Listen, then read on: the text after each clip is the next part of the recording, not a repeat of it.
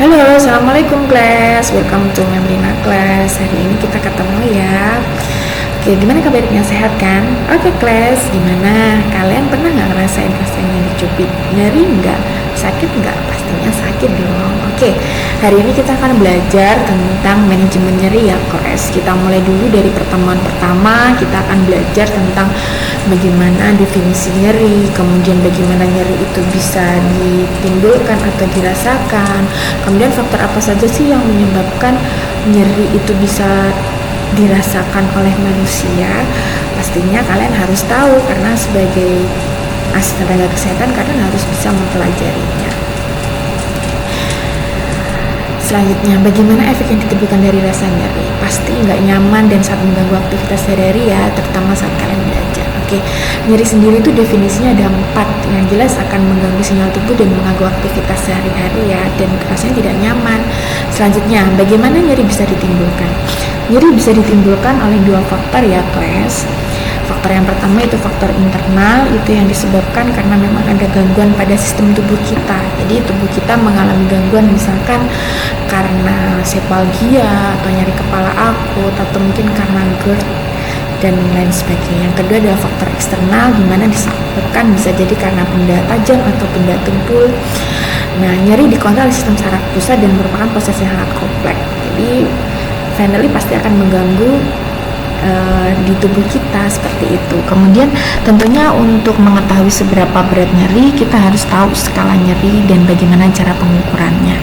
Oke class, yang pertama yaitu skala nyeri peringkat numerik, di mana pengukurannya menggunakan verbal yaitu 0, skala 0 sampai dengan 10.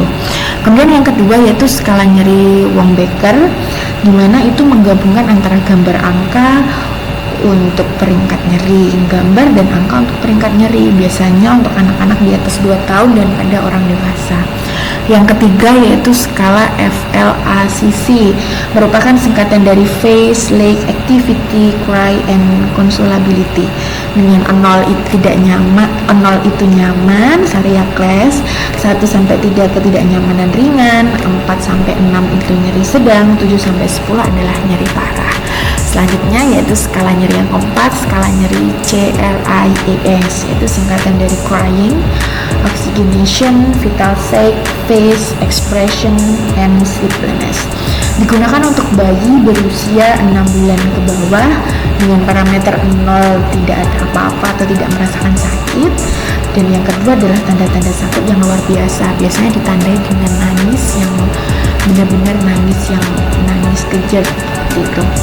Kemudian yang kelima yaitu skala analog warna. Jadi skala analog warna ini biasanya pengukurannya menggunakan warna guys untuk menentukan rasa sakitnya. Jadi biasanya digunakan oleh anak-anak karena anak-anak memang cenderung dia akan mengetahui segala hal itu dari warna. Jadi untuk warna merah itu lambang yang sakit parah, kemudian kuning itu nyeri sedang, dan hijau itu menandakan tidak ada rasa sakit atau perasaan nyaman.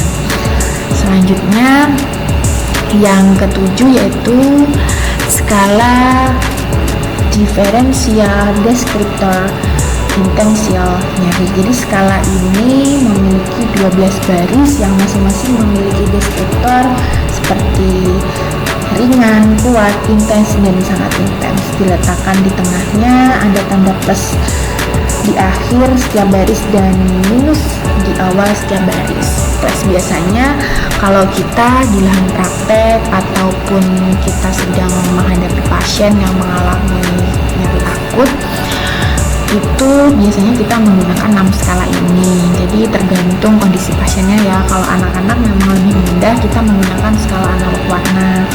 Kemudian kalau dewasa biasanya sering kita menggunakan skala numerik yaitu verbal 0 sampai 10 dengan misalkan kategori 0 sampai 2 itu tidak terasa nyeri atau nyaman, kemudian 3 sampai 4 itu nyeri ringan, kemudian 5 sampai 6 itu nyeri sedang, 7 sampai 8 sampai dengan 10 itu nyeri berat, atau skalanya nanti kita bisa atur sendiri.